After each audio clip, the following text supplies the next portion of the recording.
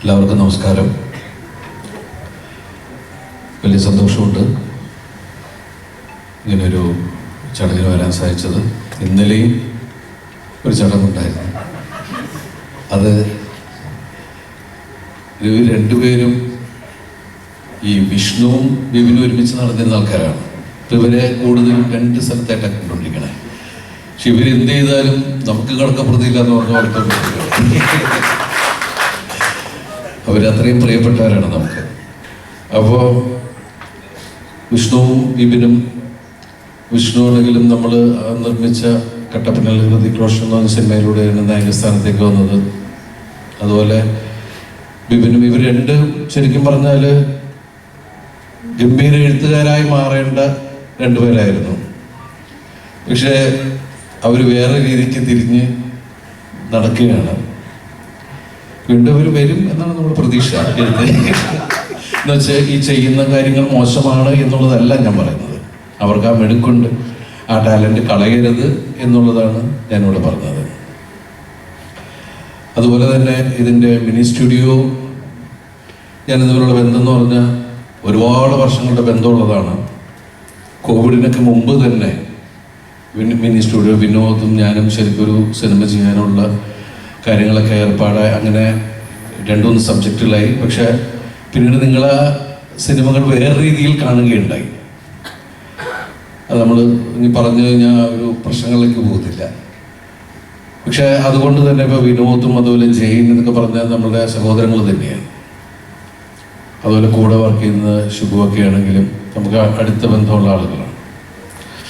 പിന്നെ ബാബുവായി പറഞ്ഞ പോലെ ഞാൻ സ്കൂളിൽ പഠിക്കുന്ന കാലം തുടങ്ങി കാണുന്ന ആളാണ് നമ്മുടെ പ്രിയപ്പെട്ട ബാബുരാജ്.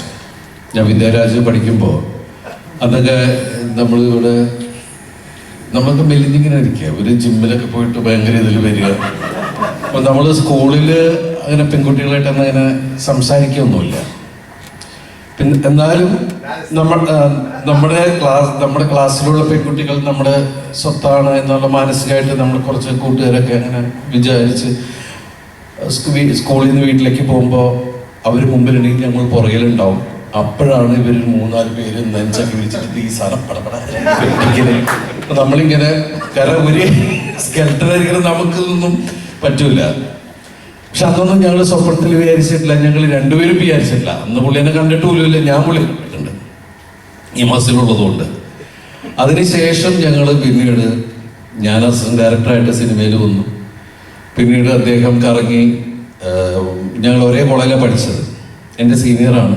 പിന്നെ അതിന് ശേഷം കറങ്ങി പുള്ളി അഭിനയത്തിലൂടെ വന്ന് അങ്ങനെ ഞങ്ങൾ ഒരുമിച്ച് പല സിനിമകൾ ചെയ്തു.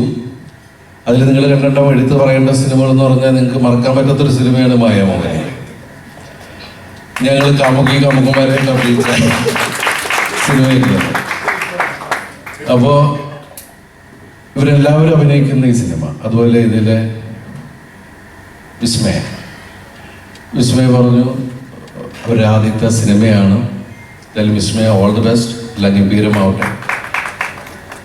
അതുപോലെ ബിപിനും ഇതിൽ അഭിനയിച്ച എല്ലാവർക്കും, ശ്രീകാന്ത് തുടങ്ങിയ എല്ലാവരും വലിയ സന്തോഷം. ഈ സിനിമയുടെ വലിയൊരു സക്സസ്. ഇപ്പോൾ കുറച്ച് സംസാരിക്കുന്നതെന്ന് മനസ്സിലായത് ഈ സിനിമ കുറച്ച് 1-2 വർഷങ്ങളുടെ കണ്ടന്റിൻ്റെ ബലം എന്ന് പറയുന്നത് വലിയ കാര്യം തന്നെയാണ്. അത് ചില കണ്ടന്റ്സ് അങ്ങനെയാണ്. എത്ര വർഷം പഴകിയാലോ ഈ വൈനിന് മദ്യത്തിന് വീര്യം കൂടുന്ന് പറയുന്ന പോലെ, ക്ലബായതുകൊണ്ടാട്ടെ എന്ന് പറയുന്ന പോലെ സബ്ജക്റ്റിന് അത്രയും ഡെപ്ത് ഉണ്ട് എന്നാണ് ഇവിടുത്തെ സംസാരിക്കുന്നത് എനിക്ക് മനസ്സിലായത്. ICU അത് നിങ്ങളെല്ലാവരും ഈ സിനിമ തിയേറ്ററിൽ തന്നെ വന്ന് കാണും.